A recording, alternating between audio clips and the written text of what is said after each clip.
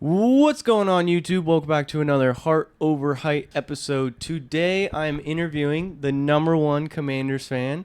This is my brother-in-law, Dale. We're just going to get right on into everything. So if you do enjoy this content, do me a huge favor. Smash the like button, subscribe to the YouTube channel, comment down below your favorite NFL team and NFL player. So without further ado, let's get into this. So, Dale, we're going to start off by talking about the Commanders roster. Let's talk some strong points, some holes. Of course, rookie quarterback Jaden Daniels. You know that I've been super high on someone like him, but I want your just personal opinion, just overall roster. Let's talk about those. Where are the bright spots for the roster itself? Yeah, well, hey, to start, I think it's pretty fair to say it's not difficult to find the number one Commanders fan in Northern California when I'm the only Commanders fan. Fair point. Fair But point. yeah, to give you credit, you absolutely were high on Jaden Daniels going into the draft process. I was a Drake May boy myself. Mm-hmm. And, seeing what I've seen through the preseason, even in the draft process, just the highlights from his time at LSU and Arizona State when he had Ayuk to throw to. The guy looks electric, and I think we've got more hope going into the season than I've had in a long time. Not since RG3 have I really felt this confident about a quarterback. Fair, fair.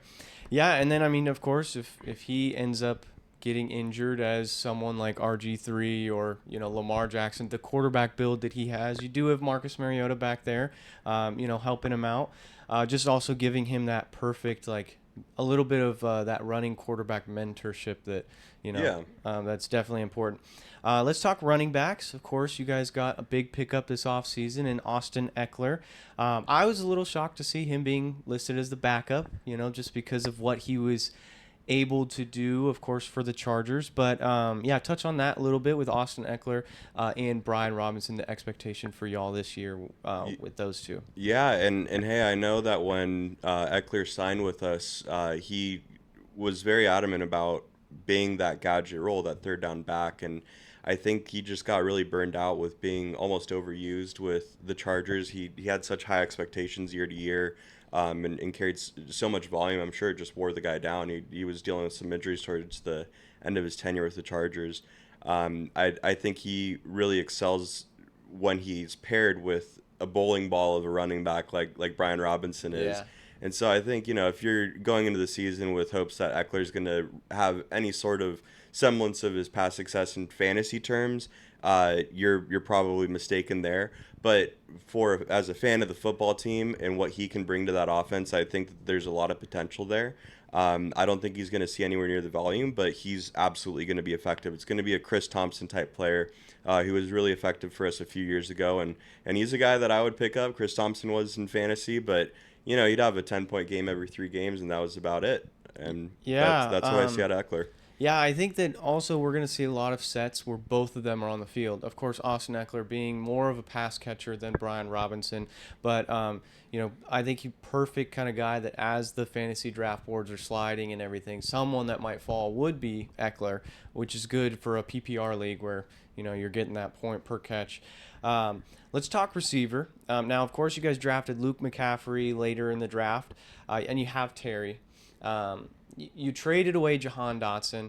I'm assuming you guys are in that receiver trade talk, looking to pick up someone else to be that solidified number two receiver. How are you feeling about your receiving core this year and compared to the other years? Yeah, it's certainly a weak spot for us this year. We don't have a proven talent. I mean, Terry obviously is one of the bright spots for the Commanders in Mm-hmm. the past 5 seasons or so. But the supporting cast is kind of, questionable. We've got De'Ami Brown, who has excelled in camp this year and has shown flashes of talent in years prior, but has really never stepped up to be that solidified number two or number three on the team. I think his expectation, from what I've seen, is to be that number two role. So, maybe having a more consistent, strong arm quarterback that can get the ball downfield and extend plays will do justice for De'Ami Brown. But it's tough because even looking at Luke McCaffrey, the guy's 6'2", he's got the physicality, he's got Yep. the dynasty name Yeah. McCaffrey. Mm-hmm. But he's a mid-round rookie. He's going to have development to go through, getting used to the NFL hits and speed, and so Mm-hmm. I don't really trust him going into year one as a Yeah. solid number 3 option. I think that's really going to be a weakness of ours. Yeah. I think, on the flip side, our tight end situation improved. Logan Thomas is great, but I think he's directly replaced with the production that Zach Ertz can provide. And I Yeah. think Ben Sinnot's the most exciting rookie tight end prospect that we've seen in a long time. Yeah, pretty solid there. Now, of course, probably the biggest weak spot with the Commanders would be the offensive line. That's something that drafting a rookie quarterback, it's a bit scary to have, but we've seen quarterbacks in the past that have excelled in Russell Wilson, for example, with Seattle, never had a good offensive line and yet was an MVP candidate year in and year out with his time over there. Are you nervous at all? I mean, I'm assuming because you've seen RJ3 that you have some nerves with a mobile quarterback and somebody who's willing to take off and running but doesn't have the offensive line. It's funny because RG3 was on the team the same time as Trent Williams, probably one of the best left tackles of all time. That guy's an absolute monster. So I don't think that having an elite line necessarily wipes out the risk of injury, especially for a mobile quarterback. I think that a lot of the coaching that they should be receiving, especially in these first couple of years, is how to avoid sacks, how to avoid big hits, and how to extend their life as a player. Yeah, and then the quarterback just learned how to slide when needed. So let's talk defense. Of course, that's you guys definitely have some strong name players there. De'Aaron Payne, Jonathan Allen. You picked up Bobby Wagner, solid players. Any holes that you can see on that defensive side of the ball? Yeah, the glaring hole is our secondary. Yep. We really don't have a true number one corner. We've drafted poorly at the position. Our talent that we've acquired through free agency has been hit or miss, and whether that's scheme related or talent related is kind of up to anyone's guess. So it'll be interesting to see. Now we have the secondary coach for the Cowboys, who obviously had a tremendous amount of success with Deron Bland and Trayvon Diggs there. Yep. I'm curious to see if, with supposedly lesser talent, can he pull something together that's better than league 28th or whatever we were last year. Yeah. Speaking of the Cowboys, let's talk a little bit about the Cowboys. Obviously, this offseason, they have had quite the mess. It's just drama-related, drama-filled with, Micah Parsons and then Dak and CeeDee Lamb. Now, of course, CeeDee Lamb's contract done, filled. How are you feeling about, as a Commanders fan, when you play the Cowboys, are you excited to see a quarterback like Dak Prescott, who only excels realistically when the offensive line is great and the running game is great? This year, they've got Ezekiel Elliott back and, behind him, Deuce Vaughn, but the offensive line is degrading heavily. There's a lot of drama, and then the running back situation. How are you feeling going into a game twice a year against Dallas? The Dallas could be the perennial Super Bowl winner or an absolute dog shit team, and I don't think I would feel any different about the game going into it each year. It's a rivalry game, and anyone can win. But as far as winning the division, your games against other opponents and how they might stack up there, I do think that Dallas is in for some hurting with losing as much of the coaching staff as they lost, losing a lot of the kind of mid-level talent, not necessarily the star players, but those role-playing type guys that are the bread and butter of your offense and your scheming. So it'll be interesting to see how they pick up from there. I don't think that Zeke's going to have success. I think that they've had some unfortunate losses and injuries in their line that previously made them a perennial playoff contender. So I really think that they're going to take a step down and continue to do so, especially since Dak's really never been that answer, even when they have had elite defenses, elite offensive line, really star weapons for him to throw to.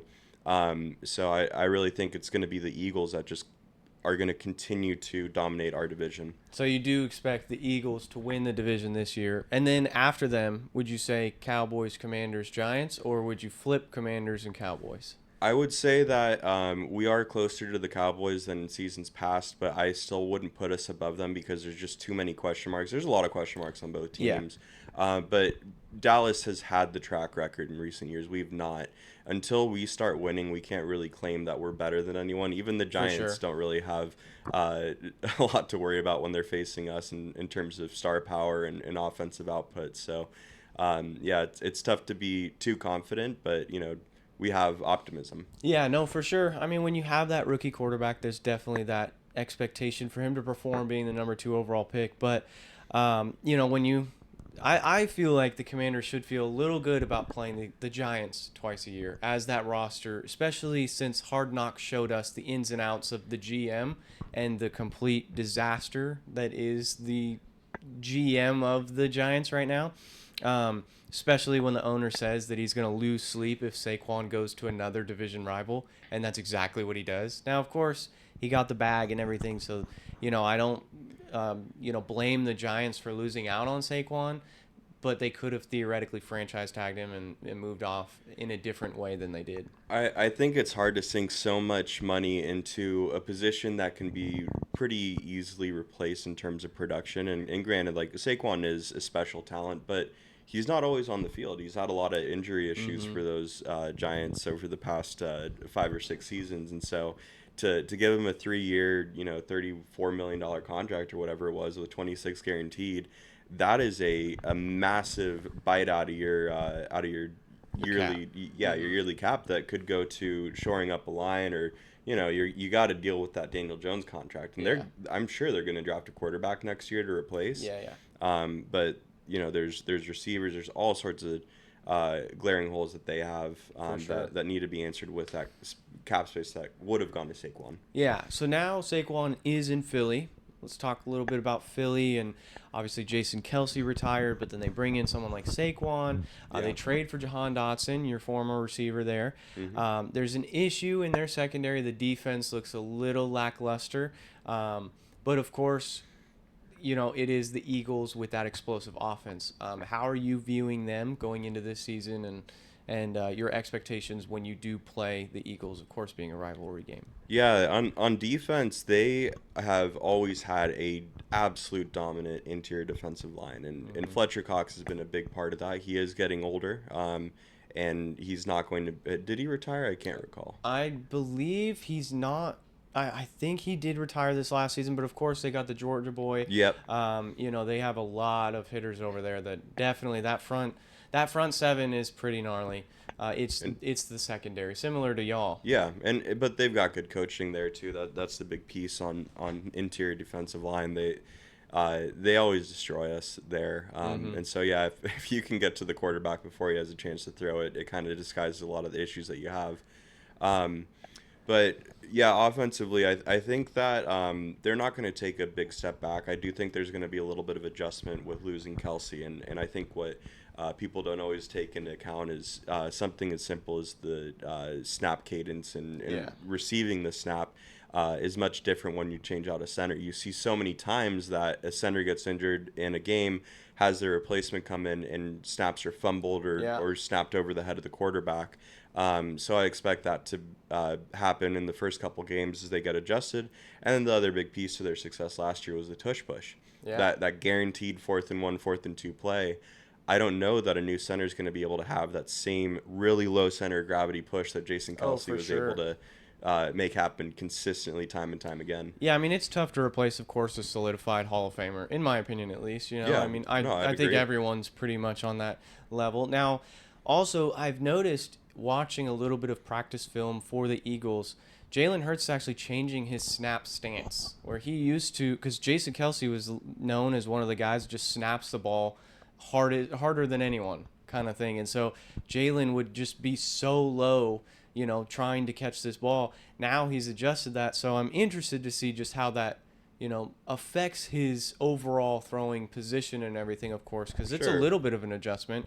Might actually help him out in the long run, being able to get the ball out quicker since he's Yeah. standing up straight more. Um, but let's talk a little bit about if you were a general manager. So you're the Commanders' general manager this year. Of course, you traded Jahan Dotson to get the draft capital. Are you someone, because more of in a winning position this year than theoretically last year because the roster's better. You have your what seems to be your franchise QB.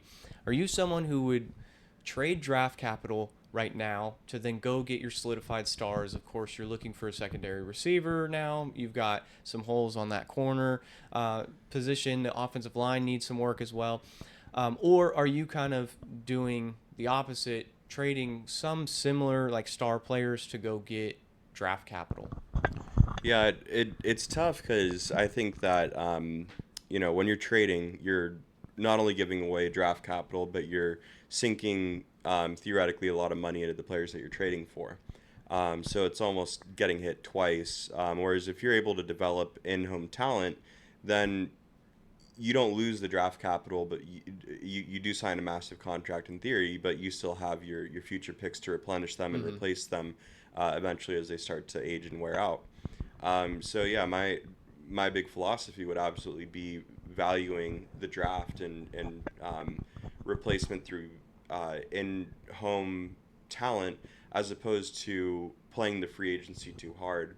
As a Commanders fan, we've seen way too much in the past 2 decades with Dan Snyder where we make these large splash free agency signings. Albert Hainsworth being a prime example, probably one of the worst free agency contracts in all of the NFL.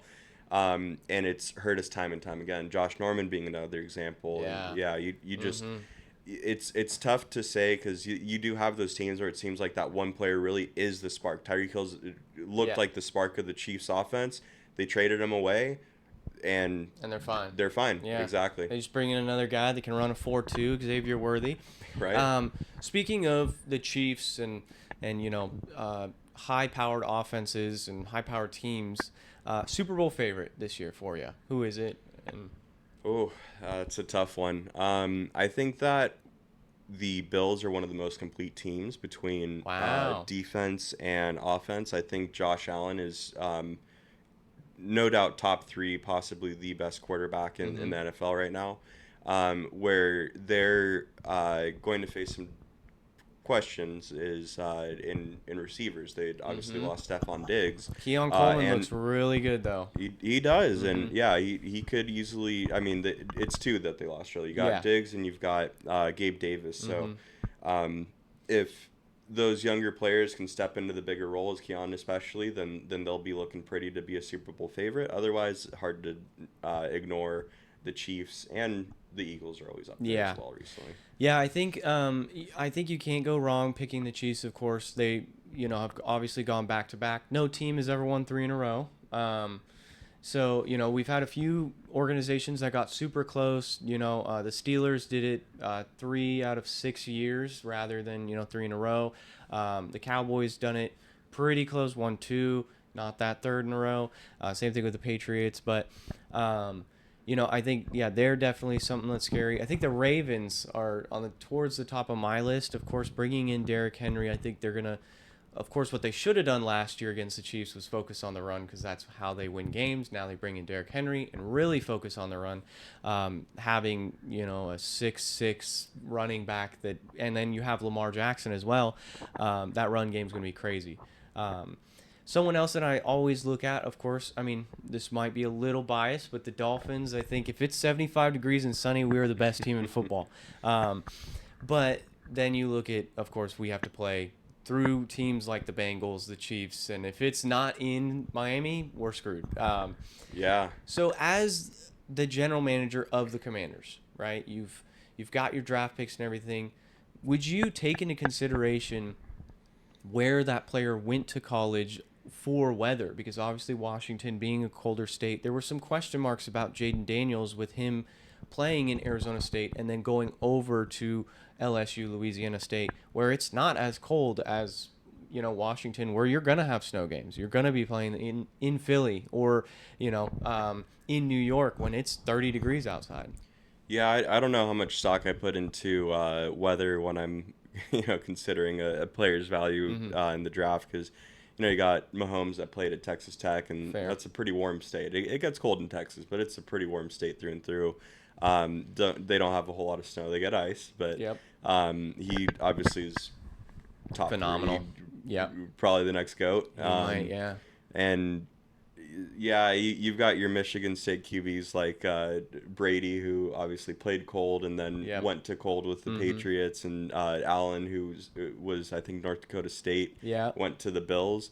But really, I don't think it's a measure of success saying that you can't take someone that was in a Florida or a Texan school Mm-hmm. now going up north and won't survive up there. Really, where I think it affects the Dolphins is they're playing their professional careers and practicing with their professional careers in that warm weather. So to go to the extreme cold that they face up in Buffalo, Mm-hmm. especially towards the end of the season, is daunting for them. Yeah, yeah, it's definitely tough. They should figure out some sort of way where they can get a facility that's just negative 30 degrees in it Right. and just practice in that.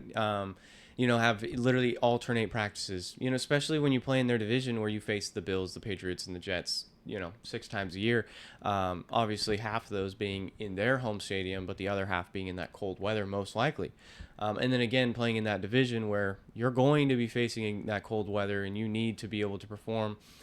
So if let's say you're the Dolphins, Hmm. you've got Tua, you just signed him to a longer deal, but there are those, he sucks in cold weather. Would you consider moving off of, or let's say this happens to Jaden Daniels. He's great, but when it's cold, he sucks. Would you consider moving off of someone like that because of weather?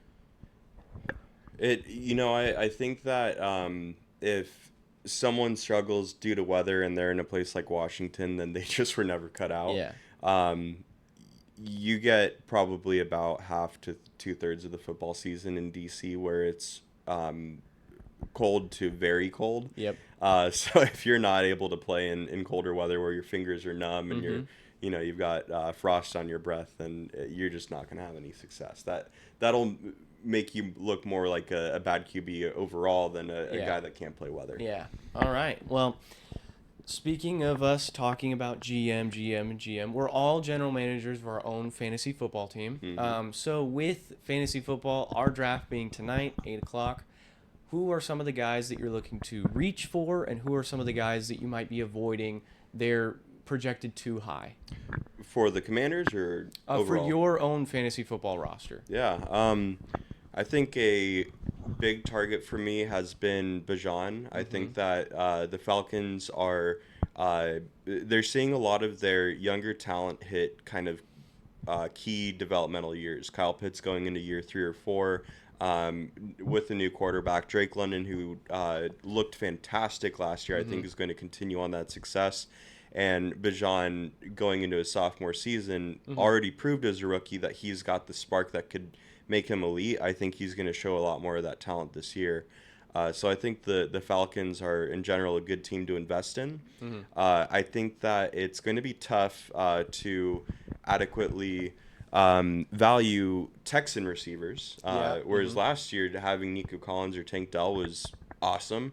This year, it's I wouldn't trust putting too much value in them in the second or third round, just because you don't know if Diggs is going to replace their target share. You don't know if C.J. Stroud can repeat I'm sure he can do Yeah. well. I don't know if he can repeat the stellar year that he had last year. Fair point. Yeah, someone that I'm looking to avoid. We've discussed this a little bit off camera, but on camera, it's the Chicago Bears receivers. I know a lot of people are super high on DJ Moore, of course, and Keenan Allen, but I see there's just too many weapons there. Similar to the Texans, where Sure. you have Diggs, you have Tank Dell, Nico Collins, then you have Joe Mixon, of course, too, and then their tight end as well. Then you look at Chicago, Keenan Allen, DJ Moore, Rome Odunze, Cole Kmet, DeAndre Swift over there. So there's so much, and when it comes to fantasy, like it's going to be tough because there's only one football. So the Chicago receivers, and then as far as quarterbacks go, Anthony Richardson, I think he's ranked way too high this year. Yeah. He is quarterback 5 coming into this for the ADP rankings, and I think that he hasn't proved enough to where I would be comfortable drafting someone like him, especially when already we've seen, a handful of injuries, and he is sliding more, in my opinion, to the Cam Newton role versus someone that's gonna be that top tier, solidified fantasy quarterback. Yeah, I don't think that he has the passing consistency to be as robust as Cam was back in the day, or as good as Lamar is now.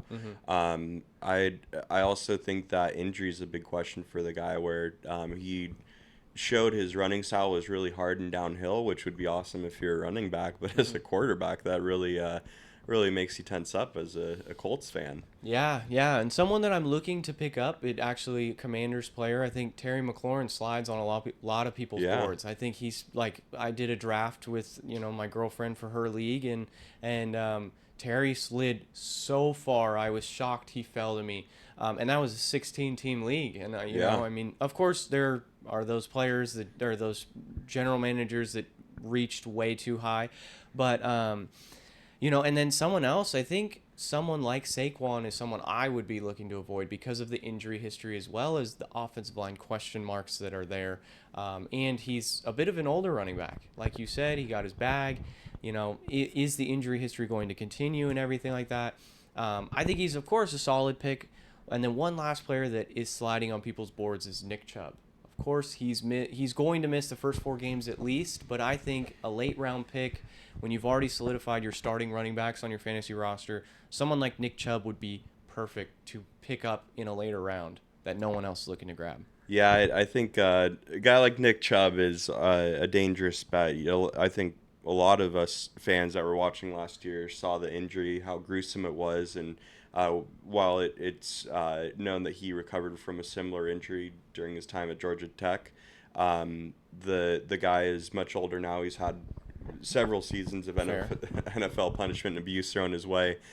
So who's to say that he can rebound in the same way, especially with a previous injury, and also the Georgia Tech post-injury performance that he had was significantly, not significantly, but markedly lower than the first 3 years of production that he showed for them. But yeah, going back to you mentioned Terry, it surprised me as well how low he's going on a lot of drafts. I picked him up in a Dynasty League startup that we did this year. And in particular, after the Dotson trade, it's clear that he is going to be the number one. Yeah. Zach Ertz is going to pose a little bit of a threat, but nothing much more than Logan Thomas did last year. Yeah. Terry really didn't see a whole lot of use, like he perhaps should have. We tried to get him the ball in some weird gadget ways, but not in a traditional, hey, throw it to your number one receiver. And I think one thing that Jaden Daniels is going to be able to do that Howell wasn't is extend the play and be able to, without locking in on a target, extend the play and get the ball to his guys. Yeah. So speaking of drafting and all fantasy football, before we wrap everything up, I do just want to do something off topic so that the fans get the opportunity to get to know us more. It is you and I both, we play some video games here and there. I know you're big on Rocket League and Apex. So we're going to you're going to draft 4 video games. It's going to be, back-to-back picks. So I'll have you start off since you're the guest. You can have that first overall pick on a game that is just your greatest video game. All right. I think we'd have to go with COVID era Call of Duty Warzone. Okay. So I guess I would consider Warzone and then COD. We'll bundle we'll Call of Warzone. Duty. Well, we could bundle it all Call of Duty, so you get the entire Call of Duty franchise there. So that, of course, that was the pick that if you hadn't taken, that was exactly where I'm going. I think with the second overall pick, I think you can't go wrong drafting Grand Theft Auto. I think Grand Theft Auto is It's a classic. top tier game, of course, and so. All right, so now you got your second pick. Sorry. Yeah, I think for my second pick, I'd have to go with a classic like Mario Kart. Solid. Too many, from all the way from my youth to current, it's still relevant and still just as fun. So. Yeah. I can't count the amount of times I've played that. It's too many to count. But with my next pick, I'm going to take a game that is fun for probably 2 weeks out of the year, and then you don't touch it for another year. It is Minecraft. Minecraft, and when we were kids, that's all I was playing was so much. Minecraft's a great one. I can't fault that pick. Mm-hmm. I think to answer, I will go with Rocket League. I mean, that's just Fair. the current passion. It's what the boys do to spend some time together and socialize right now. So easy pick for me.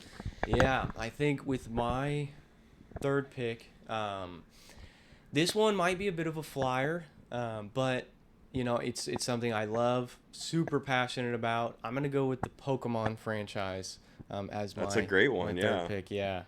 Yeah, and I think to round off my draft, I'm going to go a little bit outside the multiplayer realm and go with the couch co-op game. It Takes Two. Oh That wow. one was a phenomenal game. The storytelling and the gameplay behind it was just genius. It reminded me of Portal in the sense of it being kind of a puzzle game, but it also mixed with some platform jumping and other elements. So absolutely love that That's game. pretty solid. Yeah. All right, to round out my last pick, so I'm tossed up between two because I think that one I currently play, and it's it's a fantastic game. You play with the buddies and everything like that, and the other one though. So my toss up is between Apex and Fortnite because Fortnite had such a big boom and everyone played it. Yeah. So I think I'm gonna go with Fortnite just because of the explosion of the Fortnite idea, and it just really changed, I think, how video games were. I mean, Rocket League being one of the first cross-platform games, but I think Fortnite took everything to a whole nother level on cross-platform itself. Something that now everyone and anyone, and pretty much every game that comes out is cross-platform. Yeah. So yeah, I think pretty solid draft. Let us know in the comments down below who you guys believe did win this draft. But thank you so much, Dale, for joining me today. I appreciate it and everything. Yeah, thanks for having me. So, all right, guys, if you guys did enjoy this content, do me a huge favor. Smash the like button, subscribe to the YouTube channel, comment down below, again, your favorite NFL team as well as your favorite NFL player. So, it's been another Heart Over Height episode, and I'll catch you guys in the next one. Peace.